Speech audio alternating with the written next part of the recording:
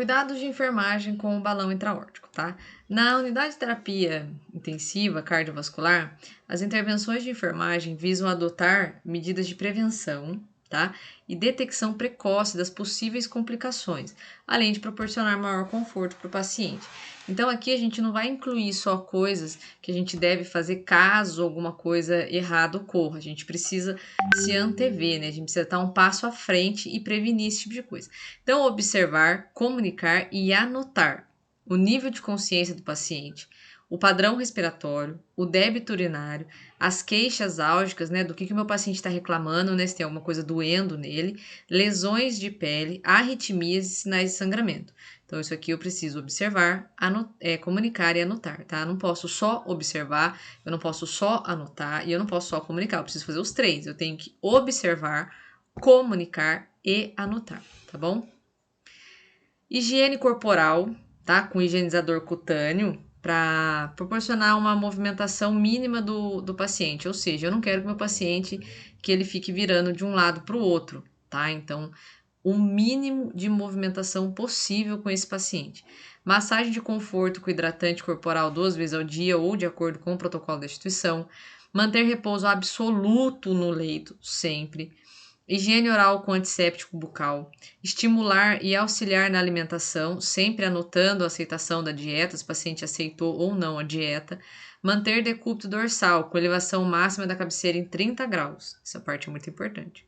Manter membro inferior restrito, tá? Por quê? Porque é onde está inserido o nosso balão intra-aórtico, é o local de inserção, tá? Então, evitar dobrar e mexer aquele membro. Verificar o pulso periférico de 2 em 2 horas. Observar a coloração e temperatura dos membros inferiores também a cada de 2 em 2 horas. Realização da troca do curativo conforme a rotina da instituição.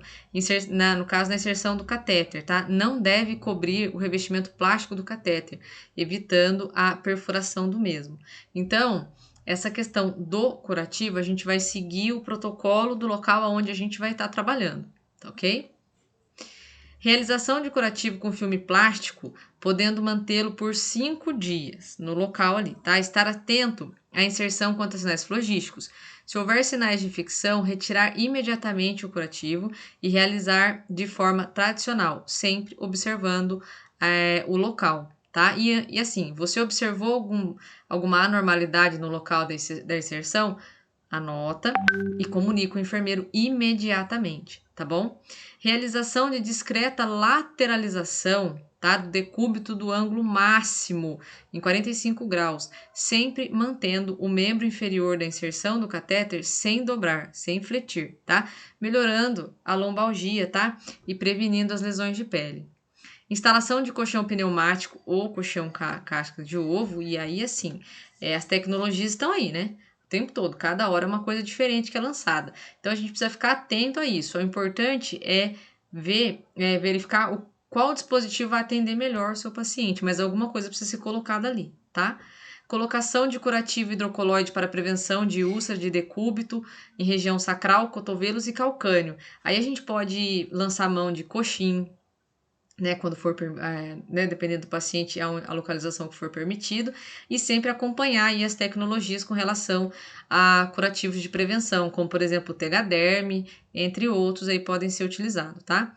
Estímulo e encorajamento ao doente a participar das atividades de autocuidado, como por exemplo escovar os dentes, né? O próprio paciente pode escovar os dentes, ali naquela questão da alimentação, se o paciente tiver condições de fazer a movimentação dos braços, tá? E realizar um controle rigoroso do débito urinário. Então, a gente já viu essa sacada aqui de controle hídrico. Então, essa parte precisa ser bem rigorosa.